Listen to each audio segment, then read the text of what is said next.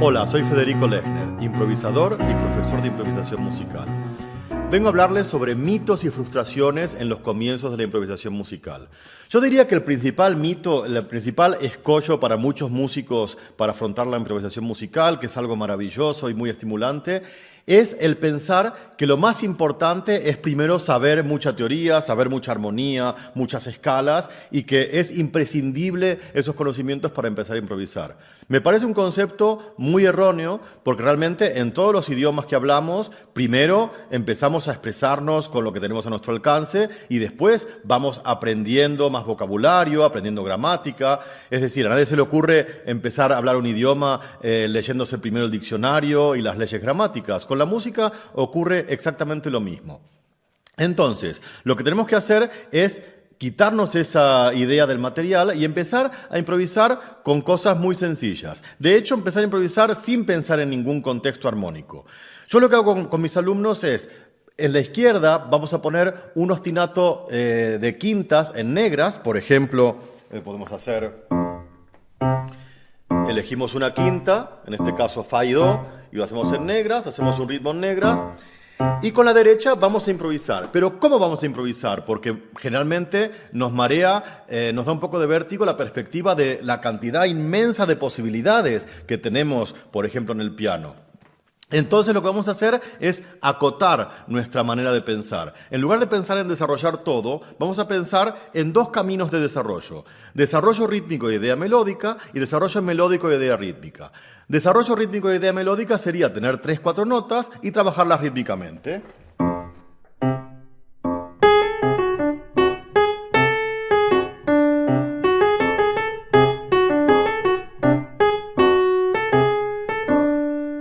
He elegido unas notas particularmente tensas para que justamente no estemos pensando en notas equivocadas, notas correctas. Eso lo vamos a desechar. No hay notas malas, notas buenas. Todo sirve, hay solamente consonancia y disonancia, pero no hay errores.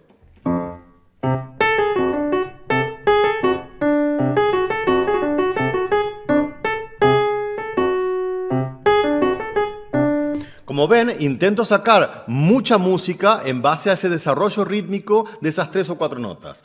La otra cara de la moneda sería el desarrollo melódico de idea rítmica. Llego a una idea rítmica que me gusta particularmente y lo que hago es mantener la rítmica y cambiar las notas.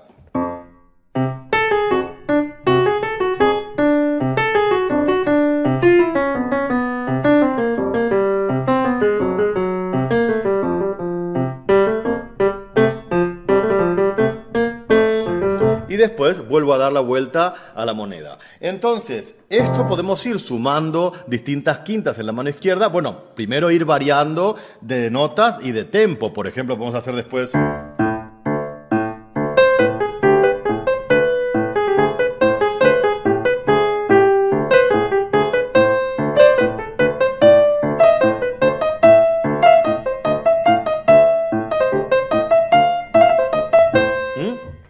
variar de notas y de tempo, y después podemos hacer estructuras sumando distintas quintas. Por ejemplo...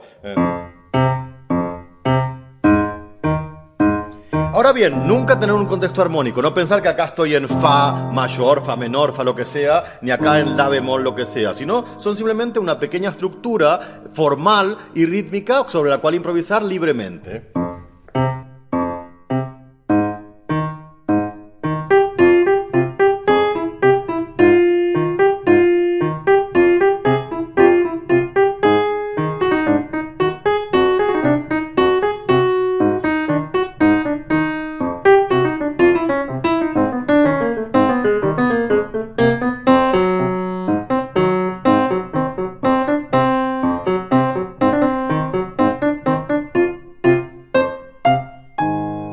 Entonces, creo que estos son unos pequeños ejercicios que nos pueden ayudar mucho a estimularnos y a ir creando.